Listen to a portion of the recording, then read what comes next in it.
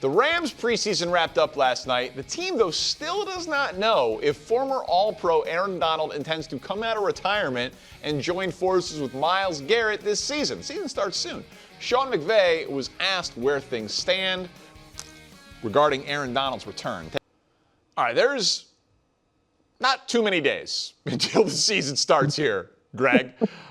You're our resident fitness expert. I have watched these Aaron Donald Instagram videos. Does not seem like a man who is just working out for fun. He's showing up at the facility. He's putting on pads. He's putting on shoulder pads. He's pushing sleds. He's wearing helmets. He's going back to the facility. I have been operating under the assumption that this is, he's going to be there week 1. Is that what you still are expecting? So I'm not expecting him to be there week 1. Look, this is not for show. Aaron Donald will be a Ram this year, and he's clearly coming back to put that helmet on and put his hand in the dirt. However, when you are at his age, his skill set, and you need more time, you're not jumping on the plane to go overseas in week 1. I would wait. Oh, he just doesn't want to go. He doesn't want to go to Australia for 48 hours. Yes. Why am I going to jump and to go overseas to play week 1 when I can wait, come back? We got a home game against the Giants week 2. Let's do it then. His first game back after two, 3 years. Flying down there, getting all sore, flying back 11 hours, your body's swelling up, you feel terrible for no purpose. That game doesn't get him ready to play in the playoffs. Aaron Donald's only role this year, right, is to play well down the stretch and into the postseason. That's why they would sign him. I think the Rams know what he's doing. I think this is not a situation where they're not connected on what's happening here. I know exactly when he would like to come back, and maybe it's week 4 or 5. It's definitely not. He's not flying to Australia. That's out of the question. Not going to happen. And I think after that trip, he will come back at some point in the first month of the season. They'll work him back in, and by the midpoint of the season, he'll be getting a lot more reps, and then he'll be ready to roll. They play Seattle, I think week 16 and 18? Let's throw the schedule up here. Let's play guess Aaron Donald's debut game. So, Greg, you're on the record week 2 at home against the Giants, and he's like, I just didn't want to go to Melbourne. I mean, I would respect it, frankly. I would respect it. I think so. Buffalo, you're home Buffalo, home Arizona. You go short flight to Vegas, home Chargers. I think it's that stretch. I think it's starting with the Buffalo game. Okay, so 4 games of minimal travel. He might be on the roster before then, but I think he plays against Buffalo. All right, listen, I've been operating under the assumption that he's playing the whole season, but I'm embarrassed that I did not get to come up with the Melbourne take before Greg. I'll just say I watched a little bit more of that Sean McVay thing, and maybe he was just playing coy, because I'm not. He was talking about these things take time, and we want to be doing it on his schedule, and contracts take time.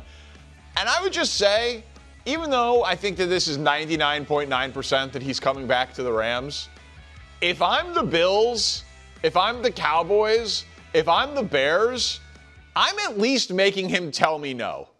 What if he is interested in a little bit extra money? You want to play for a contender and you want us to pay you more and you also can come back in October? If you want, it's probably not going to happen because he wants to. Okay, I get it, but this is not a normal player. This is not a normal situation. I expect him to come back and be excellent. So I would at least make him tell me no, even though I expect him to be a Ram in short order. Yeah, you don't even want to waste your time because it's an automatic no. If it's not the Rams, he wouldn't even be doing this. Jeff, you know this, and you know this too, Danny. Any decision you make, before you make that decision, and it involves the entire family, the first person that you're going to run that by, is it Steph? Danny? Yeah, Steph. We have a saying, that we each get a vote. Her vote just counts more than mine. Exactly. We're all in unison here, right? And so there is no way that Aaron Donald is doing all of this, and he hasn't already run it by. So he's going to play. He's going to be a Ram. Because the conversations that are of importance, the greatest of importance, he's already had that. That's why we're seeing him at the facility and doing these types of things. Now, when that happens, if I'm the Rams, I really couldn't care less. I just know it's going to happen, And when it does, it makes them immediately better and gives them tremendous depth with a guy that is one of the best to ever do it. So they'll wait as long as he wants to, whether that's week 2, whether that's Bills game, Geoff, you say, it doesn't matter. They know they're getting him. So I was old and beat up. I'm not in the same situation that Donald was. I come off multiple broken ankles, but my wife, my last year was like, "This is it, right? Like we're done.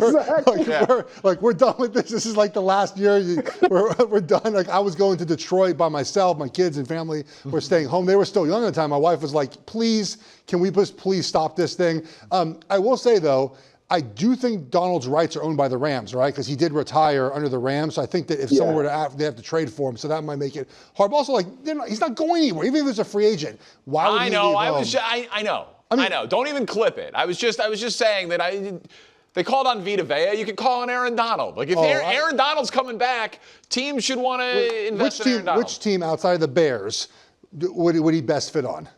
I mean, he'd be a pretty good Bill. Okay, Buffalo. Yeah, I think the Chiefs would call him. Pretty good. Every team would call. I'm sorry I did this. I'm sorry I did this. It was a little bit of a Friday before predictions week thought. I apologize. Now, the Chicago Bears and Tennessee Titans are having joint practices, and they've been honestly pretty contentious. Some bigger hits than you'd expect, and Ben Johnson, well, he is not holding anything back, running multiple trick plays, really opening up that playbook. So that got us wondering, are you guys okay, a couple of former offensive players here, with running trick plays at a joint practice? Geoff, I will start with you. Yes, trick plays are awesome.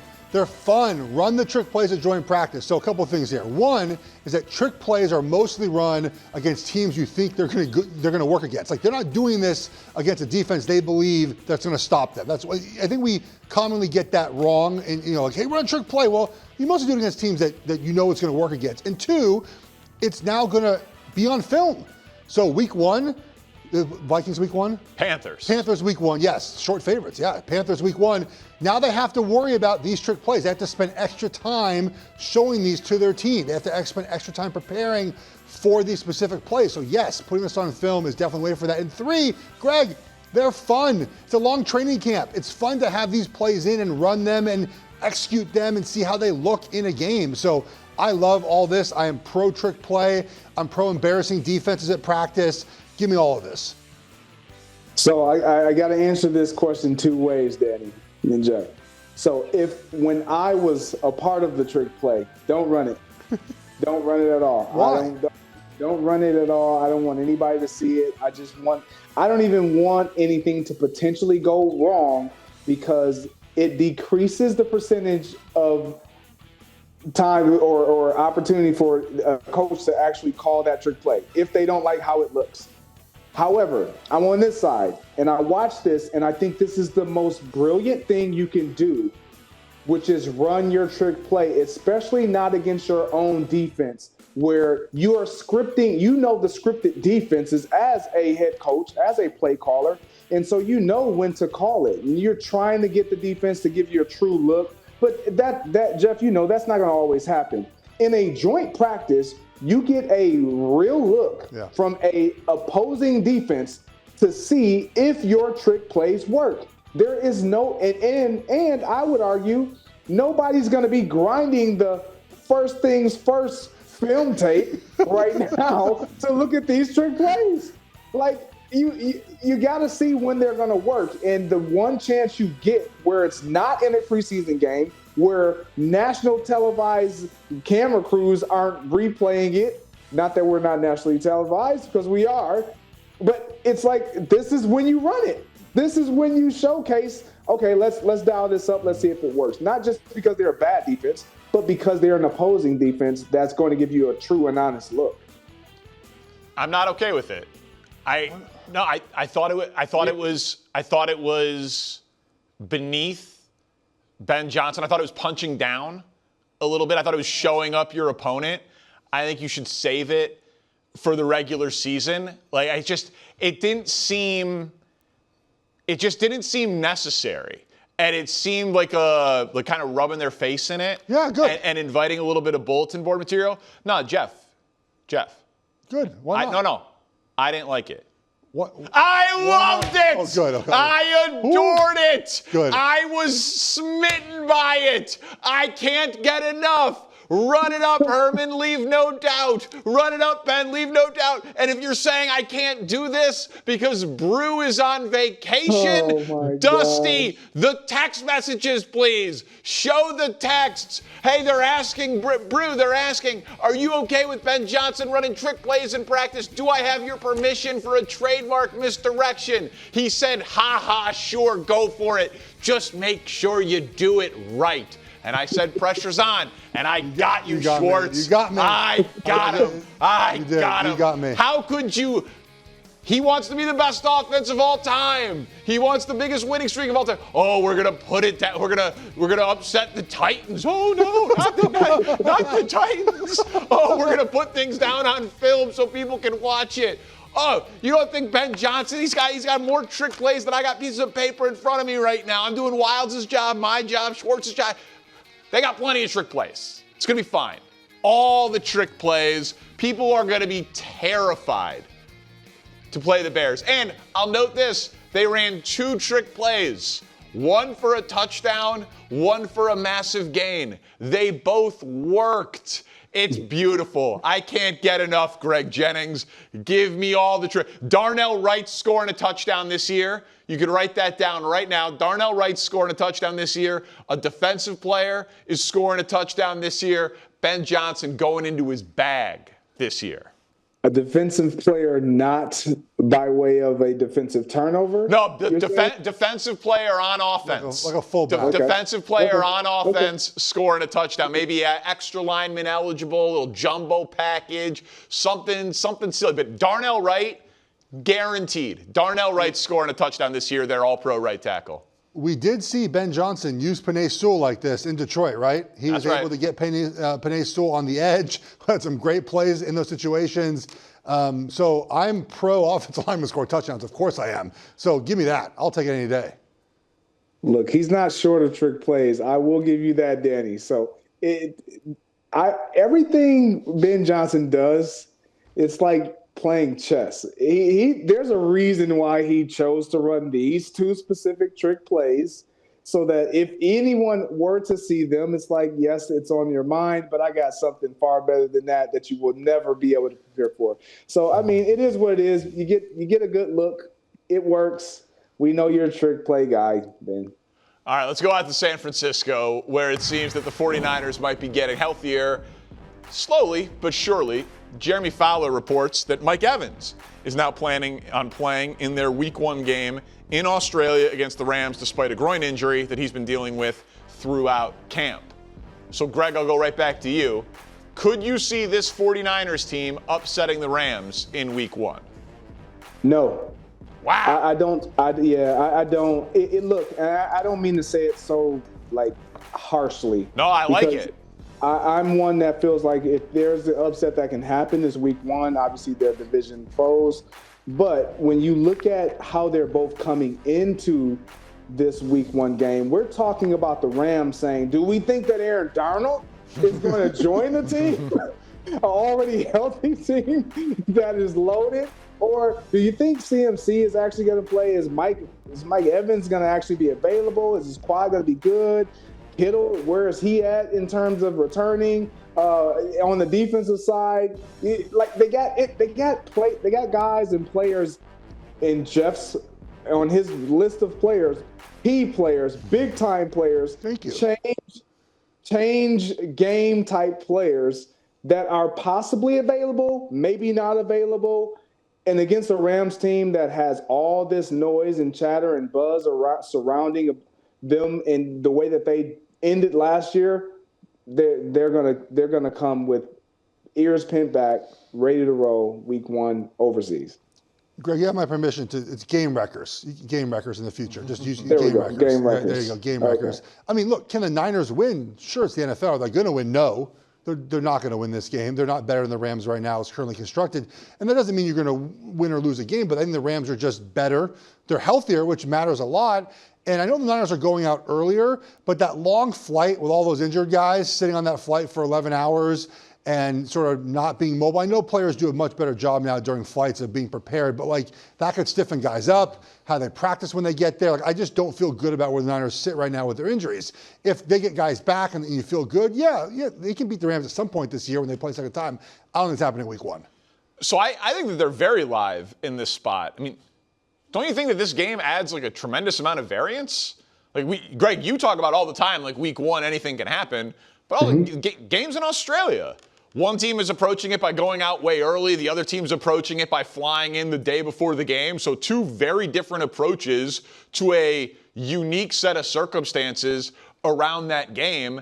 And the 2 people that are deploying those very different strategies as to how to handle that unique circumstance for week 1 are 2 of the 4 best coaches in the NFL who have really gone back and forth in this rivalry. This will be the 20th matchup between Kyle Shanahan and Sean McVay.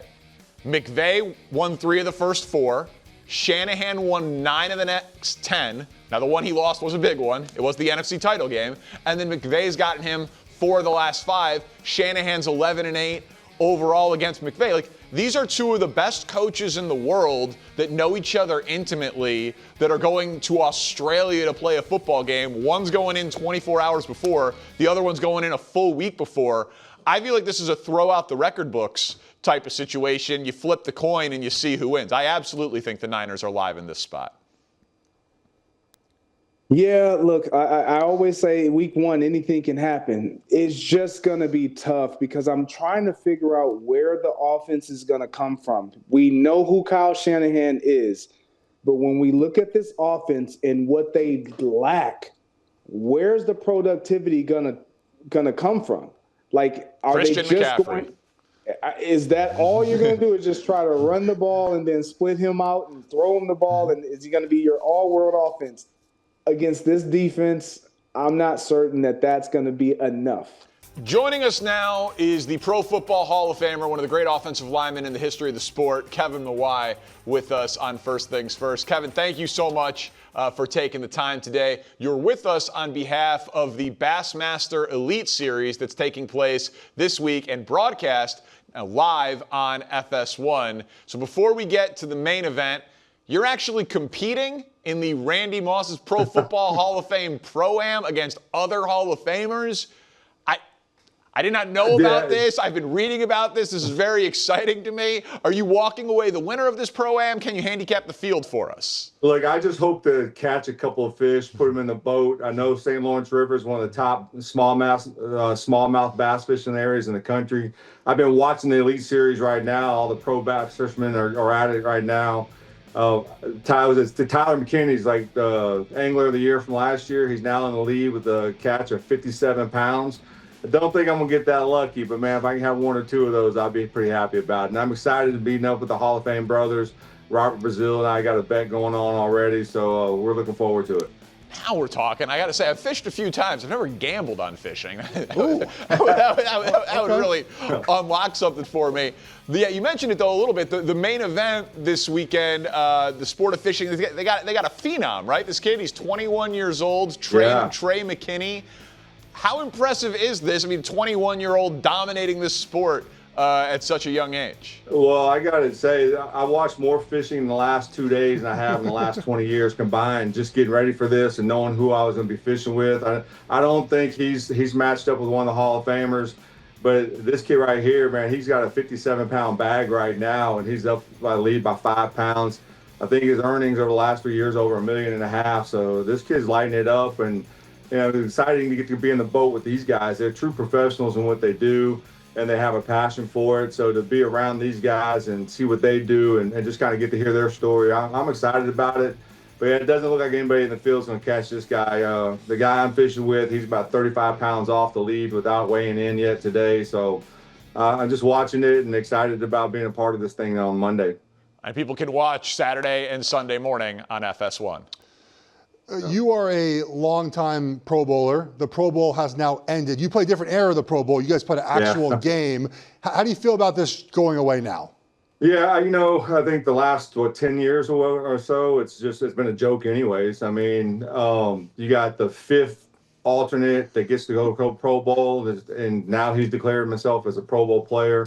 Nobody takes it seriously. It's all game. It's like a battle of the superstars, what it turned into. Unlike the games back when I played, where the third quarter came around, you were down by 2 scores and realized you got like a hefty hotel bill to pay. You can go all out. I mean, guys are breaking rules and blitzing and stunning and all that kind of stuff. So, this thing's been going downhill for a long time. Since it's left to Hawaii, I played my last Pro Bowl, was my last season. We were down in Miami prior to the Super Bowl. And even then, at that point, guys weren't taking the game as seriously. So not a surprise to me. And, I guess not too many fans are going to be disappointed that they're not going to watch touch football and all-star games. So, Kevin, when you played on the Jets, you had Bill Parcells as the coach, and Eric Mangini was on the staff. Eric Mangini is royalty to us here in the First Things First universe. I'm curious, do you have any memories of Coach Mangini, any good Mangini stories for us? Well, I know Mangini was like down the totem pole a little bit, but he was definitely Bill Belichick's go-to guy. Go-to or gopher guy at the time. I don't know what you want to call it. But he certainly had his chance of success coming out of the Bill Belichick tree. I know he's on a lot of the TV programs now talking about football. My last experience with him was I got cut after him being in the building for 3 weeks, and I didn't get to talk to him until like a couple of days before I got cut. I was around the building. He wasn't taking any visitors or anything like that. So I was unceremoniously cut on a phone call on the year that free agency changed 3 times in like 4 days. So I think I'm the only guy that's got cut like 4 days in a row. Wow.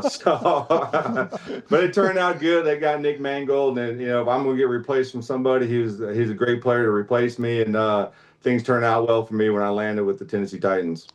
But I don't have any. These are Mangini stories. He's on the other side of the ball. We never paid attention to those guys, anyways. Makes sense. That's a very good point. Football's changed a lot. Coaching has changed a lot. How would Bill Parcells have fared in today's football? I don't know. I mean, I remember, and we were just talking about this the other day. You're in training camp thinking you're going to get like a night off, be back in the dorms by 7, and Parcells will tell you in week 3 of 2-a-days that there's no light at the end of the tunnel. And if you think there's a light at the end of the tunnel, we're going to get out early, just know that's a train coming right back at you. So I think Bill would probably struggle with today's game and the rules that are incorporated. Now, he'd play by the rules, but it would be a tough environment for him to coach in, particularly how you play the game, the rules within the game, and how you coach the players these days. Kevin, you played a lot of football. How much more could you have played with 6 training camp practices, no double days, and 2 of those in pads? Oh, man, we all think we probably could have got another 5 years in, but I think in reality, you probably wouldn't have got as many years because you weren't as battled worn and hardcore by the time you got into the season. Now, we got injuries during training camp, and that followed us through the whole year. But man, like 1 day of pads a week, no double days. It's a whole different ball game, right? You're not going to get hurt getting come out of training camp, that's for sure. When we saw you, we were having you on the show, like researching your career, like 16 years, 13 of them with a 1,000-yard rusher. There's a million things that I'm sure you could point to: Hall of Fames, All Pros, wins, experiences, stories. But I'm wondering, like, as a center, as an offensive lineman, how much pride you personally took in that almost every year of your career you had at least a 1,000-yard back behind you. Yeah, that's not too many stats offensive linemen can hang their hats on, and the ones you do, the ones you don't want to know about, the sacks and the missed assignments and the penalties. But the 1,000-yard rushers, that's special. I didn't know those numbers about my career until the Hall of Fame process. And to have we're watching Kurt, playing with him, 7 out of the 8 years I was with him, we're a 1,000-yard rusher. We had a league rushing title 1 year. Went on to Tennessee, and Chris Johnson in 2008, we had the 2,006 yards. It wasn't just me, but I had good guys around me, and I had great running backs. And when our running backs, Chris Johnson, Chris Warren, and Curtis Martin, we would spend time with the offensive line and the running backs, just kind of talking about our schemes and how we did it. And that's what made us special. And And, you know, I took a personal pride in us having 100-yard rushing games and our running backs going over the century mark each week. And to know that 13 times in my career we had a 1,000-yard rusher. Now, one year I was on IR, so I didn't even, you know, so it was really out of the 16 years, you know, 15 of them where I was actually played. And then one year I didn't even, game 4, I went on IR. So that, I just kind of checked that one off as don't even worry about that one. But pretty special. A little known fact, though, I found this out too, that I had 90 100-yard rushing games behind me. And that's the most of any offensive lineman in the NFL. And that was a pretty obscure fact that I thought was pretty cool, too. So there's 2 of them, you know. Yeah, but it's pretty neat. Yeah, that one didn't come up in our research, but 90. Look, it's not going to be in anybody's research, but I will say that Paul Kaharski with the Tennessee Titans pulled that one out of the hat somewhere during my process. And that one for me was pretty cool because that's something I didn't know about. And not too many times an offensive lineman can say they're number 1 on the list on something other than most penalties or most sacks allowed. But to say I'm the number 1 guy on the list for a number of 100-yard rushers behind me, I can hang my hat on that one and be happy about that. Well, Kevin, thank you so much for joining us on the show. We really appreciate having you on, and good luck this weekend. Catch a big one. More first things first. You know it. Coming I'm bringing that 7-pounder in and put myself on the leaderboard, so we'll see. Rob Brazil's going to go home broke. Perfect. Good luck, Kevin. Thank you. All right. Thanks a lot, guys. Y'all take care. Great having you or seeing you. Thank you. Thanks for watching. Subscribe here to get more from the show and to check out clips from other shows on FS1.